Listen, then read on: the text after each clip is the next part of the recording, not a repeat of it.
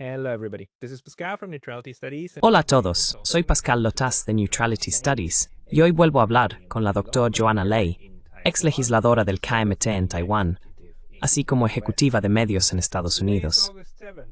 Hoy es 7 de agosto y hace apenas unos 10 días, el último fin de semana de julio, tuvimos una elección bastante importante y extraordinaria en Taiwán.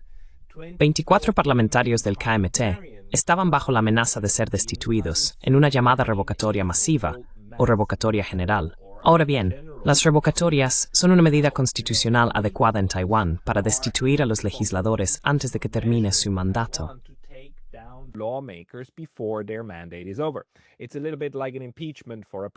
Es un poco parecido a un proceso de destitución para un presidente, porque a veces, si alguien ha hecho algo criminal o escandaloso, se podría querer sacarlo del cargo antes de que termine oficialmente su mandato.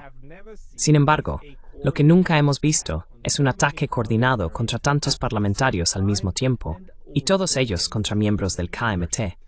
Ese es el partido que, por supuesto, tiene la mayoría en el Parlamento en este momento, pero no el poder ejecutivo, que está en manos del presidente Lai Ching-te, un político del DPP. Ahora bien, la moción de destitución fracasó estrepitosamente. Los 24 diputados fueron reafirmados por sus circunscripciones. Lo que esto significa es lo que queremos debatir hoy. Así que, Joanna, bienvenida de nuevo. Gracias por invitarme. Bueno, gracias por aceptar esto, porque no siempre está claro cómo interpretar la política local en Taiwán. Y dado que tú mismo has trabajado en ello y estás involucrado, creo que puedes darnos bastante perspectiva. Claramente, quiero decir, obviamente apoyas al lado del KMT, pero me gustaría saber sobre eso. ¿Cómo interpretas esto, siendo del partido que fue tan severamente, realmente atacado a nivel legislativo? ¿Cómo lees lo que ocurrió?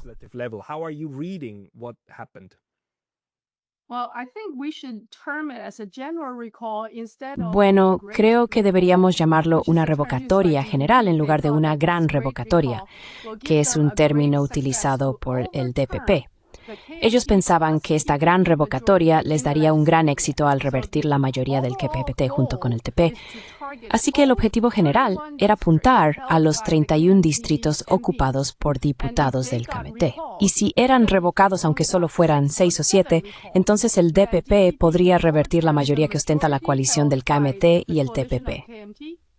Así que hay 3 características que distinguen esta revocatoria de otras. La primera es que está impulsada por el nivel más alto del partido, aunque la disfrazaron bajo organizaciones cívicas.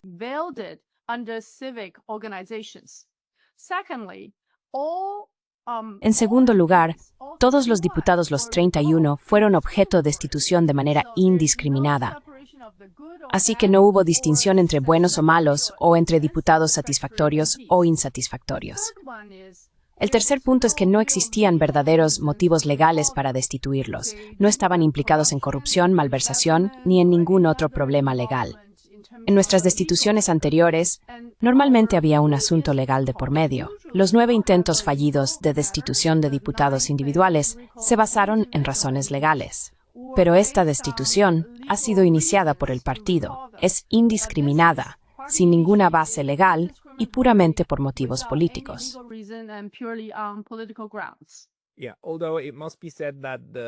Sí, aunque hay que decir que hay una cosa más que quiero aclarar para todos. Tenemos 3 partidos que son muy importantes en vuestro parlamento. El KMT, el DPP, que también ostenta la presidencia, y el TPP, ¿verdad? Con T, no con D. Así que el TPP y el KMT son básicamente la oposición que ahora puede bloquear al DPP en el Parlamento. Y eso es, por supuesto, una situación muy insatisfactoria porque el gobierno, quiero decir, el poder ejecutivo, no cuenta con el apoyo del poder legislativo.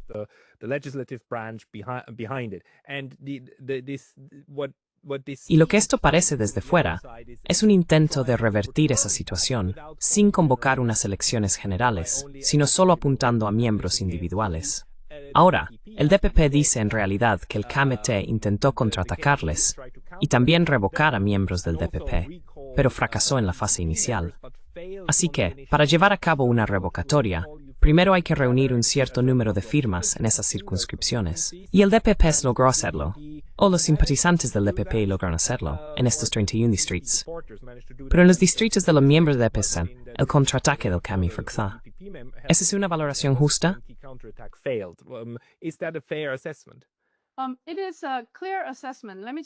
Es una evaluación clara. Permítame añadir algo. Tenemos 5 ramas de gobierno: legislativa, ejecutiva, judicial, y luego tenemos otras 2 ramas que son únicas en Taiwán. Una es la de supervisión y otra es para los exámenes nacionales. Actualmente, las 5 están controladas por el DPP, con la excepción de la rama legislativa. Así que las otras 4 ramas están vinculadas al Poder Ejecutivo. Quien gane la presidencia controlará las otras 4 ramas. Por lo tanto, la rama legislativa es la única donde puede haber una oposición significativa.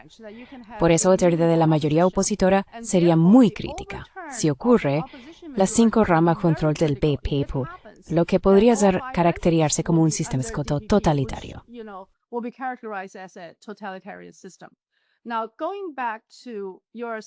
Ahora, volviendo a tu segunda pregunta, la revocatoria tiene 3 fases. La primera fase es que necesitas tener el 1% de las firmas.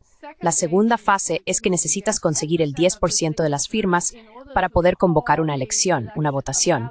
Y la tercera es que necesitas que más del 25% de los electores locales estén de acuerdo con la revocatoria. Y el número de quienes no estén de acuerdo debe ser menor que ese 25%. Así que hay 2 umbrales, más del 25% a favor, y el número de quienes están en contra debe ser menor. Si el número de quienes están en contra es mayor, entonces no se lleva a cabo la revocatoria. La revocatoria actual, liderada por el DPP o por grupos asociados al DPP, ha superado la primera y la segunda fase. Así que celebramos la primera fase de la elección o votación el 22 de julio y habrá una segunda fase el 23 de agosto.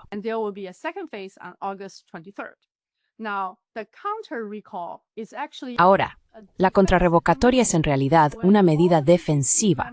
Cuando todos los miembros del DPP fueron revocados, y luego, cuando todos los miembros del KMT fueron revocados o sujetos a revocatoria, los legisladores del KMT dijeron: oye, espera un segundo, ¿por qué estamos volviendo al público para ser revotados? ¿Por qué no es como en una democracia normal, donde si el yuan legislativo no aprueba nada, entonces el Poder Ejecutivo lo devuelve al yuan legislativo?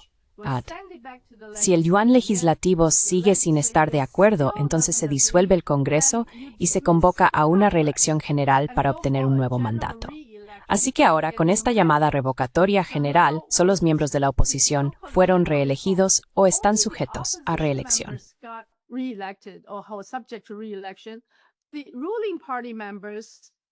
Los miembros del partido gobernante están sentados muy cómodamente en el yuan legislativo, así que la contrarrevocatoria es para abordar ese problema en particular y pedir a todos que vuelvan al público y que todos sean reelegidos, examinados por todas las circunscripciones.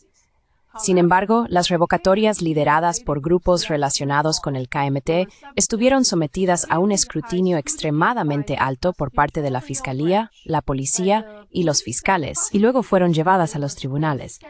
Así que ninguna de ellas superó realmente el umbral del 10%. Por lo tanto, solo a los miembros del KMT sujetos a la votación del 22 de julio y la votación del 23 de agosto.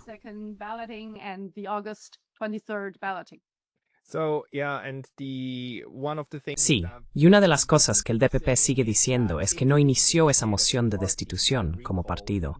Fueron ONG independientes, grupos de la sociedad civil, que están tan hartos de la política del KMT, que pensaron que ahora era necesario.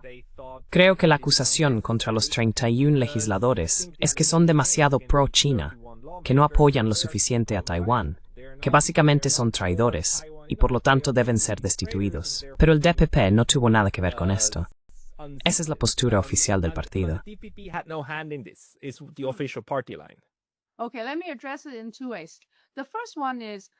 Bien, permíteme abordarlo de 2 maneras. La primera es que el primer anuncio público o llamado para la destitución fue iniciado por el jefe de bancada más veterano del DPP en el yuan legislativo, Ke Jianming. Él es el miembro más veterano en el LY en este momento. No hay nadie más veterano que él. Y ha sido el jefe de bancada del DPP desde hace tanto tiempo como se pueda recordar. Así que él inició esto.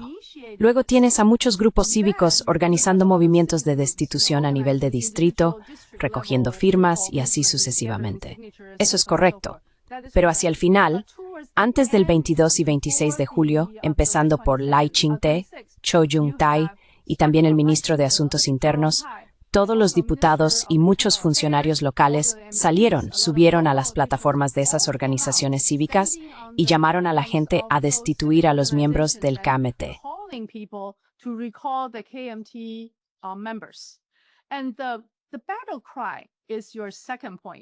Y el grito de batalla es tu segundo punto. El grito de batalla de todo esto es que nosotros, el DPP, somos anti-China y estamos protegiendo a Taiwán. Ellos, el KMT, son pro-China y están vendiendo Taiwán. Y por lo tanto no se puede confiar en ninguno de los miembros del KMT y deberían ser revocados. Así que el grito de batalla estuvo al más alto nivel incluso en las elecciones presidenciales locales de Taiwán. Y esos mensajes fueron articulados o expresados por los miembros de más alto nivel del DPP. Así que los extremos, el principio y el final, tienen una implicación directa de los miembros del DPP. Incluso el presidente Lai Ching-te pronunció los llamados discursos de unidad para promover una mayor escalada del movimiento de revocatoria. Así que él mismo está directamente implicado. No se puede negar que el DPP inició, o al menos lo anunció inicialmente,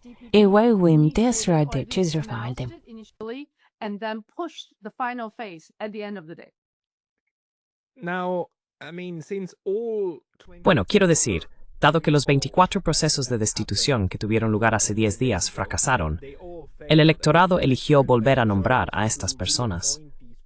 Eso manda un mensaje bastante contundente, ¿no crees? ¿Y qué tipo de perspectiva arroja sobre los aproximadamente 7 procesos de destitución restantes que se votarán a finales de este mes, verdad?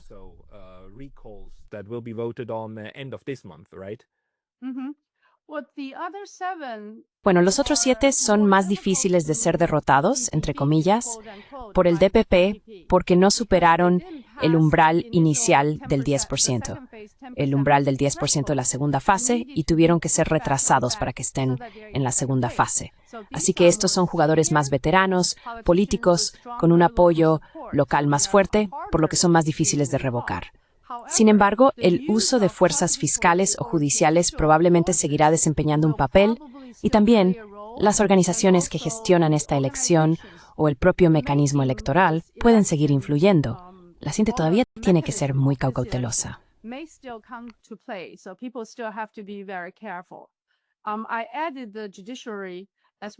Añadí al Poder Judicial así como a las fuerzas de la Fiscalía, porque en nuestra Ley General de Revocatoria, en 2016 se produjo la primera gran enmienda para reducir los umbrales al 1%, 10% y 25%. Pero la segunda enmienda más importante ocurrió a finales del año pasado y principios de este año, que introdujo cargos penales para los posibles infractores del proceso de revocatoria. Antes, todo eran procesos ejecutivos. Si no aprobabas estas firmas, alegando que eran falsificadas, entonces las devolvías, las eliminabas del total y decías, no tienes suficientes firmas, vuelve a hacer el recuento. Pero hacia finales del año pasado, volvieron a enmendar nuestra ley de revocatoria, convirtiéndolo potencialmente en un delito penal.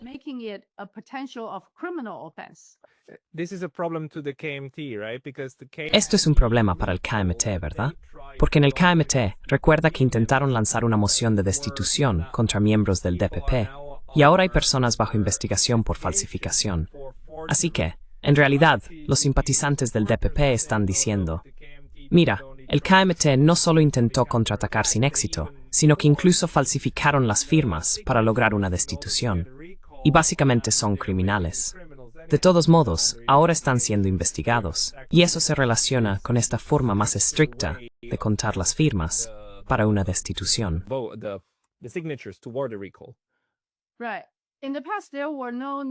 Correcto.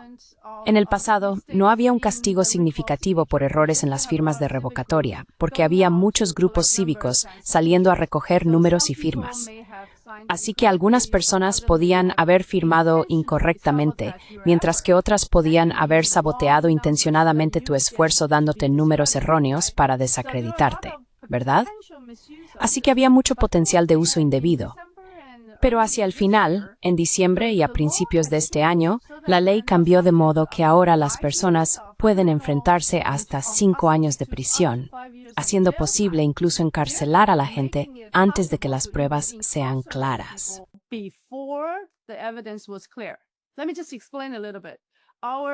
Permítanme explicar un poco.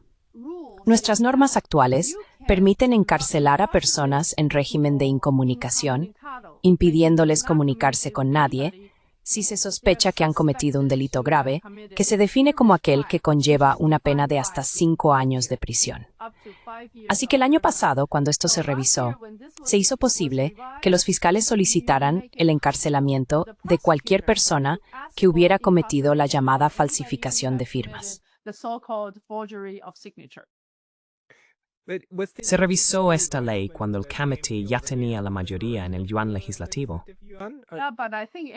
Pero creo que fue por la ventana porque acababan de terminar las elecciones y nadie estaba prestando realmente atención. Se aprobó muy rápido antes de que comenzara el nuevo mandato. Entonces, rithitsing wa farama mahmise el yuan legislativo. Odio acusar a mis otros colegas, pero creo que simplemente no prestaron atención porque se aprobó a finales de 2023, principios de 2024. Vale. O sea, básicamente, cómo una ley puede cambiar y provocar consecuencias no deseadas más adelante, porque creo que también se redujo el umbral para iniciar una moción de destitución. Más right, es un mil de que Tsai Ing-wen fuera elegido.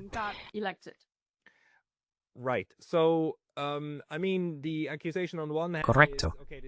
Entonces quiero decir, la acusación por un lado es, vale, esto es un abuso de un instrumento legal. Por otro lado, la otra parte dice, no, esto está bien. Este es el proceso político que tenemos. Y de hecho el resultado solo confirma que el proceso democrático garantiza que se ejecute la voluntad del pueblo. Ahora bien, ¿qué significa esto, dado que el TPP o sus partidarios ponen tanto énfasis en que esto es un referéndum sobre que el comité es demasiado pro-China? ¿Qué nos dices sobre el sentimiento general en Taiwán respecto a esta retórica pro y anti-China?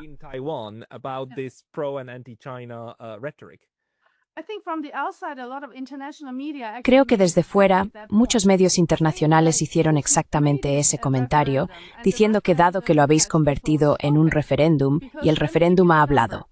Permíteme darte las cifras. Un total de unos 6,2 millones de personas votaron, lo que representa aproximadamente el 32% de todos los votantes de la isla.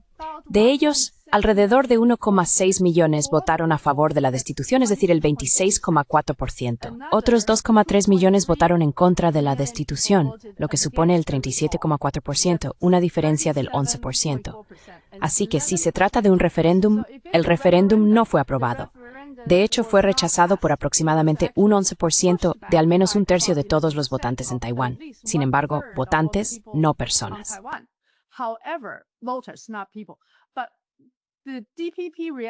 Pero la reacción del DPP, desde los altos cargos hasta los políticos de nivel medio, es que esto solo demuestra cómo China continental ha infiltrado Taiwán, ha cambiado el sentimiento social en Taiwán y que debemos ser más cautelosos con la infiltración de China continental. Así que se puede ver cómo lo han tergiversado, diciendo que no es porque hayamos fracasado o porque la gente se haya manifestado en contra de este sentimiento pro-China o anti-China, sino porque China fue demasiado astuta, demasiado inteligente y tuvo demasiada influencia en la política local. Eso también se refleja en el discurso final de Lai Ching-te, en el que dijo: avancemos con más fuerza y determinación en la segunda fase de la revocatoria del 23 de agosto.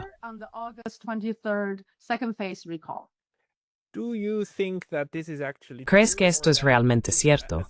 ¿O que un número significativo de votantes simplemente estaba molesto con todo el asunto y votó en contra de la destitución, porque en general pensaban que era una mala idea?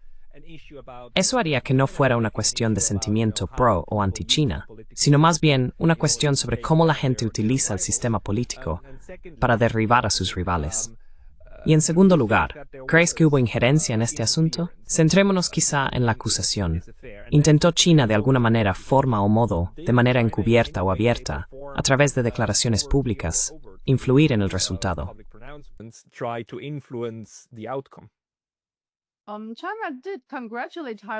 China sí felicitó a Taiwán por el fracaso de la moción de destitución al final del día, pero creo que fueron muy cuidadosos para no parecer que estaban interviniendo en asuntos internos locales, porque al fin y al cabo no se trata de una elección presidencial, sino de un legislador individual.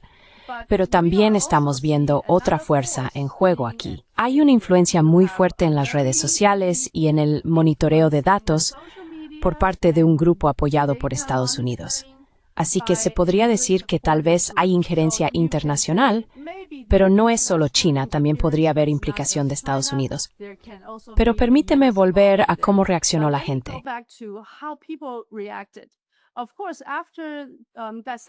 Por supuesto, después de ese sábado la gente empezó a sonreír. Al menos la gente que conozco empezó a sonreír en la calle, porque hemos estado sometidos a muchos ataques directos y acusaciones por parte de los grupos cívicos durante unos 6 meses. Afirman que cualquiera que no firme con ellos o no se ponga de su lado es pro-China, anti-Taiwán, que no ama a Taiwán. Tienes que irte, eres una impureza, no perteneces a este lugar. Así que han abusado de ese llamado poder cívico, incluso presionando a ancianos y a otros ciudadanos individuales más vulnerables. Así que hay 3 posibles razones para este clamor final. La primera es que probablemente el DPP ha exagerado su carta anti-China.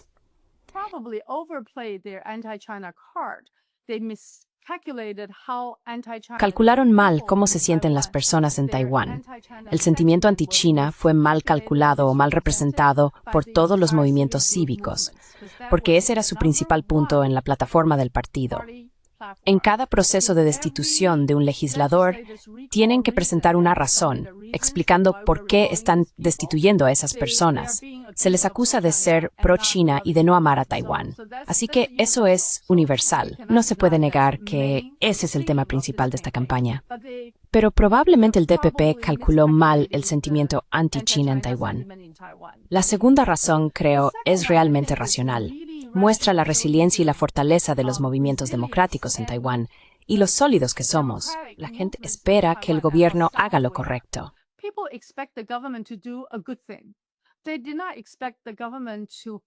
No esperaban que el gobierno se centrara únicamente en la lucha política y no en acciones inmediatas. Así que empezando por la revocatoria, tienes las tarifas, tienes el tifón, también tienes la polarización de la sociedad, hay muchas confrontaciones. Todas estas son expectativas sencillas. La gente simplemente espera que el gobierno del DPP sea capaz de abordar estos problemas. Y el hecho de que haya descuidado estos asuntos y haya seguido centrado solo en la revocatoria es bastante decepcionante, incluso para sus propios simpatizantes. Así que ese es el segundo punto. Y el tercero es que si miras la lista de los 24, a estas alturas puedes ver que en ningún lugar superan un umbral de alrededor del 28%. Ese es su techo.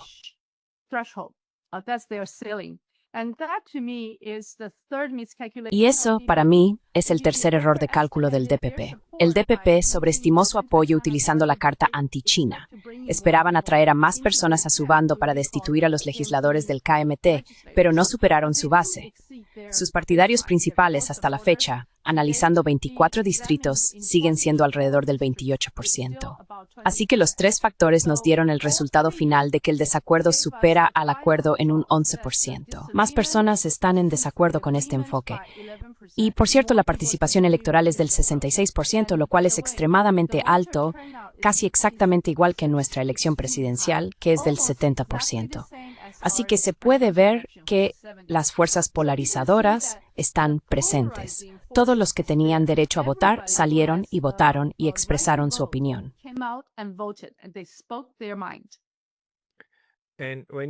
Y no dices que fue como un 26% frente a 37%, que me estoy perdiendo el resto.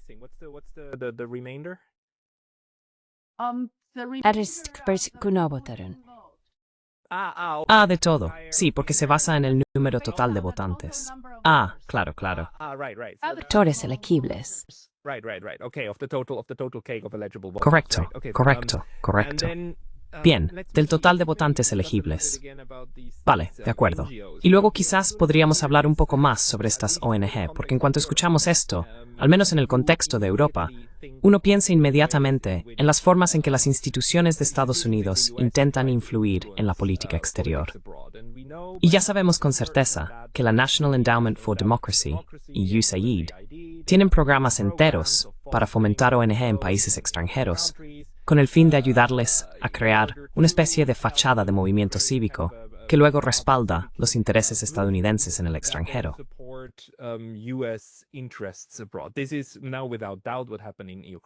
Esto es ahora sin duda lo que ocurrió en Ucrania. Esto es sin duda lo que estaba sucediendo en Georgia. Y esto, entonces, también está respaldado por otras formas de infiltración a través de la CIA. Ya lo sabemos con certeza, incluso en el caso de Ucrania. Por ejemplo, cómo, desde 2014, la CIA estuvo allí y participó activamente. Y por supuesto, siendo Taiwán una parte tan crucial en la estrategia del Pacífico, debe de haber vínculos en varios niveles. Ahora bien, ¿existe algún tipo de temor de que partes del entorno de las ONG en Taiwán puedan estar beneficiándose de los mismos flujos financieros procedentes de Estados Unidos que en Europa?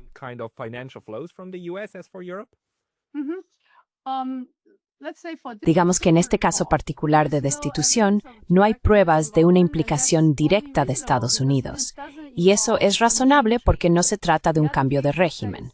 Los otros casos que mencionaste suelen utilizar grupos cívicos para instigar cambios de régimen, pero este no implica un cambio de régimen. Así que no hay pruebas de implicación directa y hay pocas sospechas sobre financiación directa. Sin embargo, hay actores importantes en la política taiwanesa que cuentan con el apoyo y mantienen asociaciones a largo plazo con las organizaciones que mencionaste.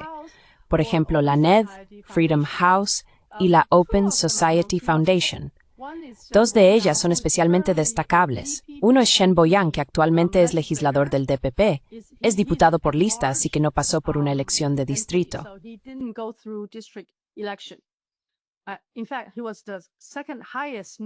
De hecho, fue el segundo más nominado en el ranking.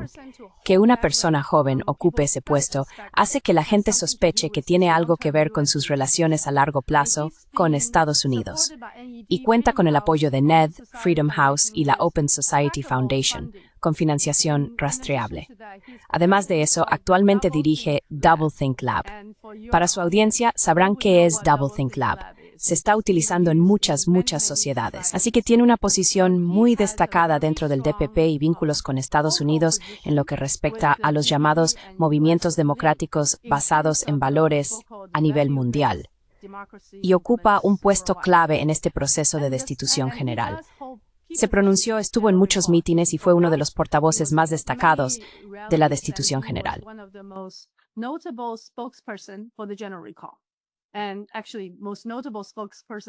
Y de hecho, él fue el portavoz más destacado que acusó al KMT de ser pro-China y de vender Taiwán. La segunda persona, cuya implicación está muy bien documentada con abundantes pruebas, es Tang Feng, también conocida como Audrey Tang. Ahora se identifica como mujer, por lo que se la considera una favorita de las políticas Day.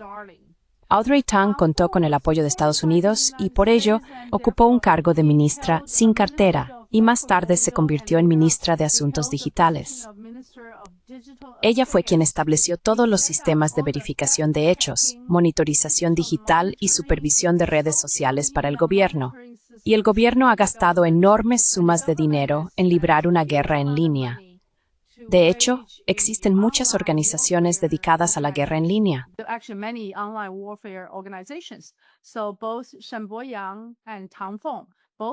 Así que, tanto Shen Boyang como Tang Feng son operativos clave del DPP en los movimientos de guerra digital y en línea.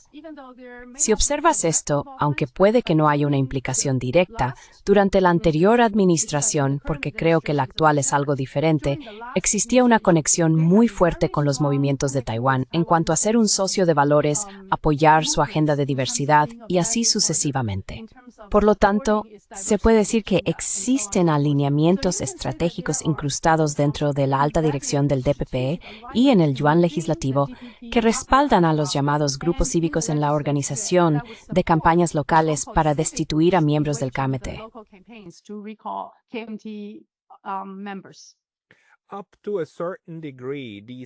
Hasta cierto punto, este tipo de conexiones son naturales, y es lo que cabría esperar, ¿no? Quiero decir, ciertos grupos simplemente tienen estructuras de valores diferentes y piensan que deberíamos estar más cerca de Estados Unidos o más cerca de otros países, y luego intentan movilizarse en ese sentido. Hasta cierto punto, esto es normal.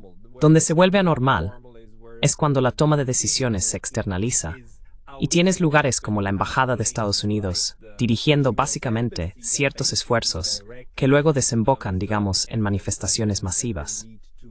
Y para este tipo de actividades, al menos en este caso de destitución, no tenemos ninguna indicación de que eso esté ocurriendo, obviamente.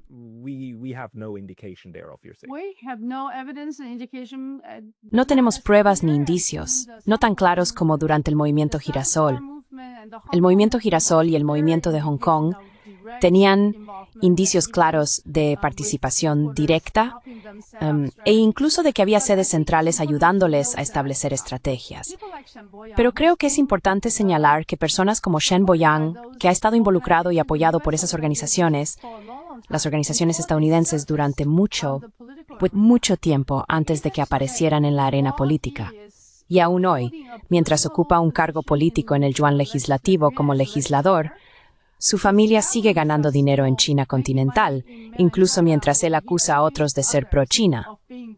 Así que estos dobles raseros han quedado expuestos esta vez, mostrando que quizás hay otras razones que les impulsan a lanzar un ataque tan directo y duro contra cualquiera que tenga una conexión con China.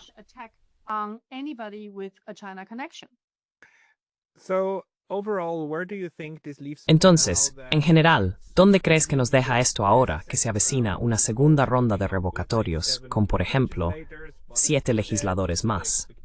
Pero como has dicho, se espera que probablemente también sean reafirmados. ¿Dónde nos deja esto en cuanto a Taiwán? Y ya sabes, debemos recordar que Taiwán es la República de China, ¿verdad? Ese es el nombre oficial. Quiero decir, tenemos una situación no resuelta desde la Guerra Civil y tenemos a la China continental con la República Popular. Así que la República y la República Popular, ¿dónde nos deja esto en términos de política exterior y hacia dónde pueden ir estas entidades políticas?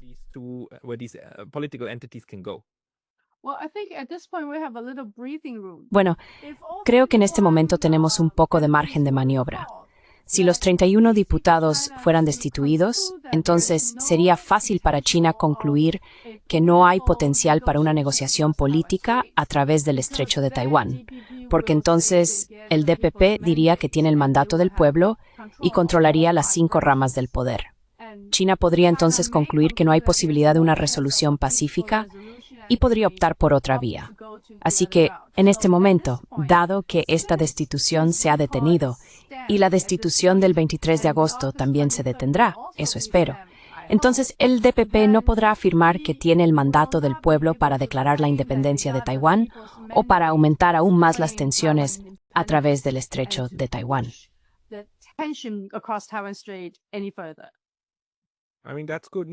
Esas son buenas noticias. Según el proceso político interno en Taiwán, no esperamos ningún cambio significativo en el statu quo, ni en la retórica respecto al statu quo. Sí, porque el DPP todavía mantuvo su base principal, ¿verdad? Alrededor del 28% en algunos de los distritos. En otros distritos bajaron aproximadamente el 20%. Pero en sus distritos principales todavía tienen lugares donde conservaron su base. Así que debemos entender que el DPP no fracasó como partido, aunque usaron un tema anti-China para esta revocatoria general, pero como partido no fracasó. Así que la política local seguirá como de costumbre con unas elecciones locales que se celebrarán muy pronto en 2026. Habrá elecciones locales con todos los magistrados de condado, alcaldes locales y consejos municipales. Pero creo que es importante enviar un mensaje al mundo exterior de que la gente en Taiwán no suscribe en su totalidad la afirmación del DPP de un fuerte apoyo a los extremistas de la independencia de Taiwán.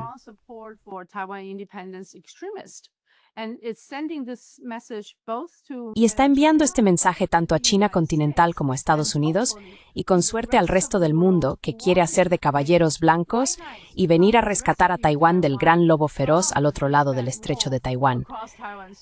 Porque la retórica o el guión que el DPP ha presentado al mundo es que somos la democracia modelo, somos el socio de valores y el gran lobo feroz al otro lado del estrecho de Taiwán nos va a invadir. Así que vosotros, potencias globales, venid a protegernos y a proteger la línea vital en el estrecho de Taiwán. Así que proteger Taiwán es una cosa, proteger el estrecho de Taiwán como línea vital económica es una segunda causa para que las potencias internacionales hagan de caballeros blancos. Y lo hemos visto.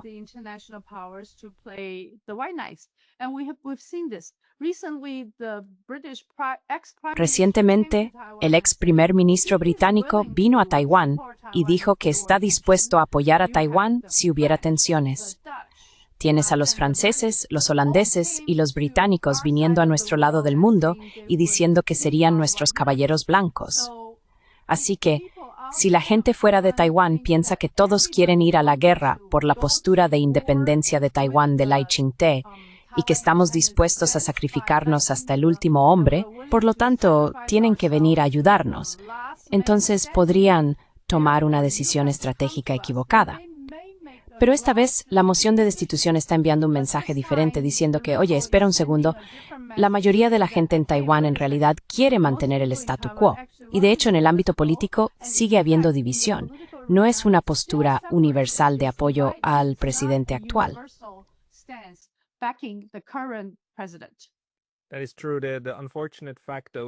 Eso es cierto. Sin embargo, el hecho desafortunado es que incluso con un gran apoyo del público general a la reconciliación con el otro, sigue siendo posible empujar a los países al límite. Y lo hemos visto en Ucrania. Volodymyr Zelensky ganó las elecciones con un 60% aproximadamente, una cifra bastante alta, con un programa de reconciliación con Rusia. Pero fue muy rápidamente controlado, frenado, entre otros, por las ONG, por la presión de Occidente y por sus propios ultranacionalistas. Ahora, en el caso de Taiwán, no creo que tengamos ese tipo de ultranacionalistas que amenacen a otros de muerte si no optan por la independencia.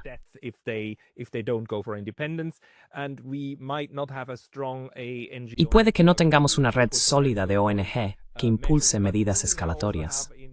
Pero tenemos ahora también en el KMT un partido que de alguna manera ha recibido una especie de reafirmación de que intentar mantener lazos de menor nivel, no a nivel presidencial, sino de menor rango, con la RPC sería posible. Quiero decir, porque recuerdo que su expresidente, una vez que dejó de ser presidente, el señor Ma Ying-jeou, a veces realiza giras de buena voluntad por el continente, y eso fomenta la idea de que hay un grupo en Taiwán que realmente quiere tener una mejor relación con el continente, ¿verdad? Eso está ahora sobre la mesa.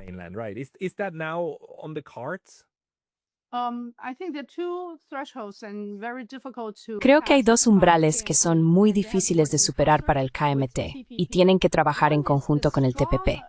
Uno es el fuerte y creativo sentimiento antichino que ha estado impregnando la sociedad taiwanesa durante unos 6 meses. La gente ha empezado a odiar a China sin motivo o por razones imaginarias. Por eso es necesario utilizar muchos portavoces basados en hechos o en experiencias para cambiar gradualmente esa espiral de silencio. Si eso no cambia, ningún político expresará abiertamente su disposición a trabajar con China continental, ni siquiera por motivos económicos, porque eso se consideraría un suicidio político. Por ejemplo, se puede ver a la alcaldesa de Taichung, Lu Xiuyan. Ella quería resolver muchos de los problemas de Taiwán y el mejor lugar posible para ofrecer sus soluciones probablemente sea China continental, pero decidió ir a Australia en lugar de ir a China.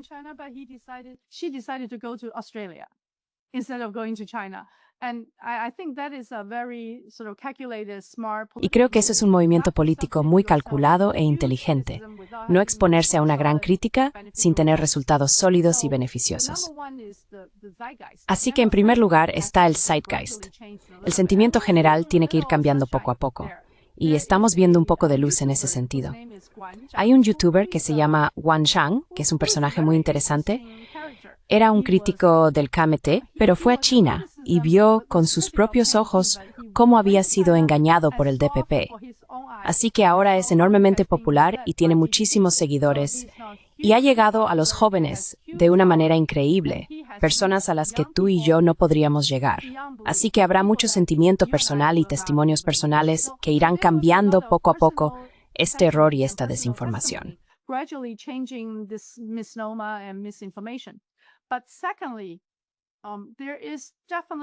Pero en segundo lugar, definitivamente existe la necesidad de que el KMT colabore con el TPP, no solo porque quieran sumar votos, sino porque sus bases de apoyo son complementarias. El KMT cuenta con muchos seguidores mayores y elitistas, mientras que el TPP tiene muchos jóvenes entusiastas entre sus filas. De hecho, creo que han formado a muchos jóvenes con potencial político más adecuados para elecciones locales que los del KMT.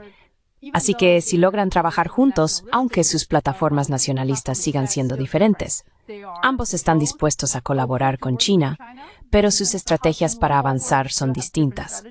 En las elecciones locales, si ambos colaboran, entonces, en las elecciones de 2026, se verá una nueva Taiwán en cuanto a su proyección hacia el resto del mundo, especialmente hacia Estados Unidos y China.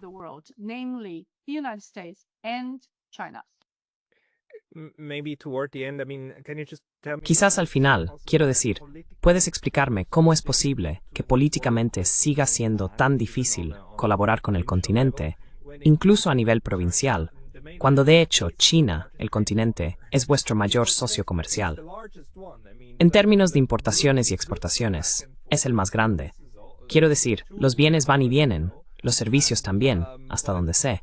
Pero de alguna manera, a nivel político, todavía no es realmente posible trabajar juntos. ¿Por qué es así?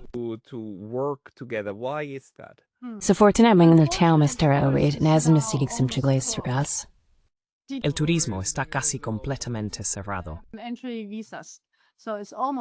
Los visados de entrada prácticamente está cerrado. Incluso los intercambios académicos están casi cerrados. Eso es realmente lamentable. Pero veamos de 2008 a 2016. Durante la era de Ma Ying-jeou, acordamos firmar acuerdos a través del Estrecho de Taiwán, más de 20 acuerdos y 12 reuniones ministeriales de alto nivel. Resolvimos todas las cuestiones prácticas sobre cómo permitir que la gente viajara de un lado a otro, que hubiera intercambios de académicos, estudiantes, que se hicieran negocios entre ambos lados. Así que tenemos una relación a largo plazo y pudimos hacer esas cosas. Así que el único obstáculo en este momento es simplemente la ideología política. Ni siquiera es solo política, es una simple obstrucción ideológica a una relación comercial sumamente razonable que sería beneficiosa para ambas partes.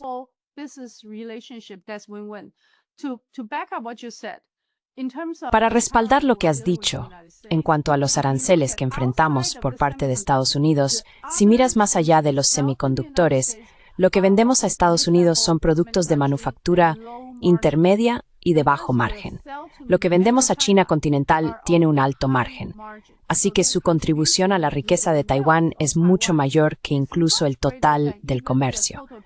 Por lo tanto, no querer trabajar con China es una estupidez y un suicidio, especialmente después de que TSMC y todas estas joyas de la corona serán extraídas y trasplantadas a Arizona. Así que, si eres como Ching-de, tienes que pensar en cómo hacer avanzar la economía de Taiwán en la era posterior a los aranceles. Y ese es tu principal desafío. Si no lo haces y si no te abres a China continental, turistas, negocios, mi intercambio entre el estrecho, entonces, cuando sustituyo puede dar un vacío grande quedó por la ausencia de Estados Unidos.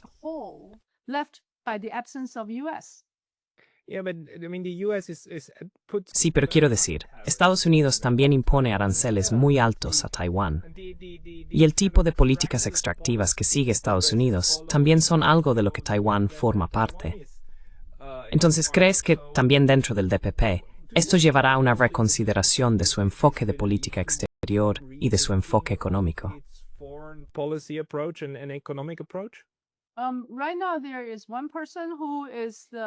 En este momento hay una persona que dirige el Instituto de Investigación de Asuntos de China Continental del DPP, que ha mostrado cierta apertura y una actitud abierta hacia las relaciones comerciales a través del estrecho.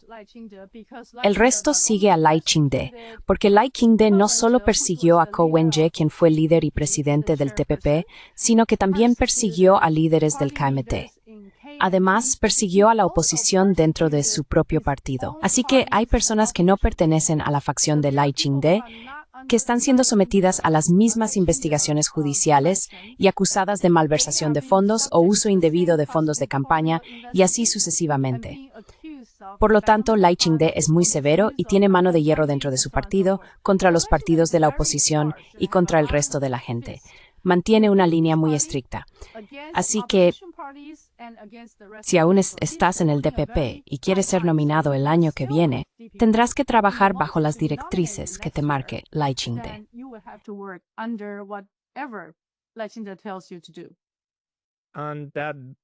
Y no espera que él reconsidere su postura en cuanto a la alianza estratégica con Estados Unidos. O no una alianza, pero sí trabajar juntos. Con Estados Unidos, creo que esa es su esperanza. Él espera que con el legado dejado por Tsai Ing-wen y Bi Khim Xiao, con el gobierno anterior, que es el gobierno democrático, tenga suficiente legado o recursos para trabajar con el gobierno actual. Pero creo que probablemente está calculando mal en este aspecto en particular, porque el gobierno anterior apreciaba a Taiwán por ser el primer país en implementar las políticas de AI según sus normas. Pero a Trump no le gusta Así que lo que funcionó para el gobierno anterior probablemente no funcionará para el gobierno actual. Así que si Lai Ching-te está apostando por el legado o el resto de la buena voluntad, probablemente tendrá que replanteárselo.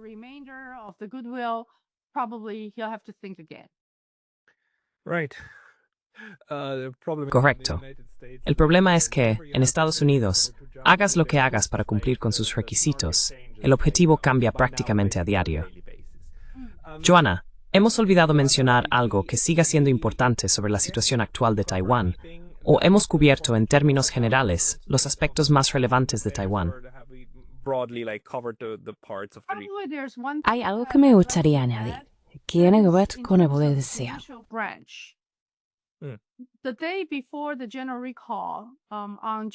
El día antes de la revocatoria general, el 25 de julio, los 7 jueces recién nominados para el Tribunal Supremo no fueron confirmados. Todos fueron vetados. Estos 7 jueces no fueron vetados solo por razones políticas, sino también porque no eran candidatos adecuados para liderar el Poder Judicial. Si hubieran sido confirmados, todo el Poder Judicial habría experimentado un cambio radical. Por ejemplo, el nominado más destacado, el candidato número 1, habría pasado a ser el presidente de nuestro Tribunal Supremo y el presidente de nuestro Yuan Judicial, que es el Poder Judicial. Esta persona es un fiscal que nunca ha ejercido como juez, no tiene experiencia constitucional ni judicial, por lo que no está cualificado para el puesto.